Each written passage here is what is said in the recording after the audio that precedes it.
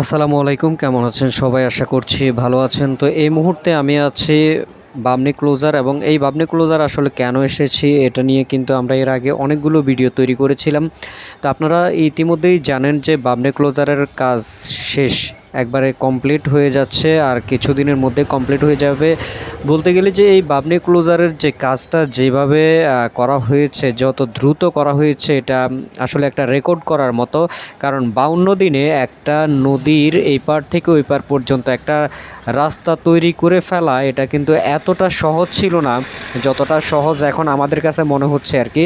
তো এটা অনেক কষ্ট হয়েছে, এবং এই পথটা আসলে এই রাস্তাটা তৈরি করার কারণে আপনার নদীর এই পাশ থেকে ওই পাশ, ওই পাশ থেকে এই পাশের মানুষদের যে একটা, তাদের মধ্যে যে একটা সম্পর্ক তৈরি হবে, বা তাদের যে যাতায়াতের যেই সমস্যাটা ছিল সেটার সমাধান হবে, এটা কিন্তু আমরা পরিষ্কার বুঝতে পারতেছি। এবং আসলে এই কাজটা করার পরে অনেকে আবার প্রশ্ন করতেছেন যে তাহলে নদীর পানিগুলো আসলে কোথা দিয়ে যাবে, কিভাবে নদীর পানিগুলো যাবে। তো তাদের জন্য বলবো যে আপনারা অনেকেই জানেন যে বামনী ক্লোজারে একটা ব্রিজ আছে, একটা সুইচ গেট আছে, এবং সেই সুইচ গেটের মাধ্যমে কিন্তু এই পাশের পানি ওই পাশে, ওই পাশের পানি এই পাশে আসা যাওয়া করতে পারবে। পানি নিয়ে কোনো সমস্যা, যারা অনেকে মনে করছেন যে পানি নিয়ে আবার সমস্যা হতে পারে, এবং অনেকেই বলছেন যে এই রাস্তাটা আসলে কতটা টেকসই বা কতদিন টিকবে, যেহেতু একটা ব্রিজ পর্যন্ত, লোহার ব্রিজ পর্যন্ত পানিতে তলিয়ে যাচ্ছে, সেখানে এই রাস্তাটা আসলে কতদিন টিকবে।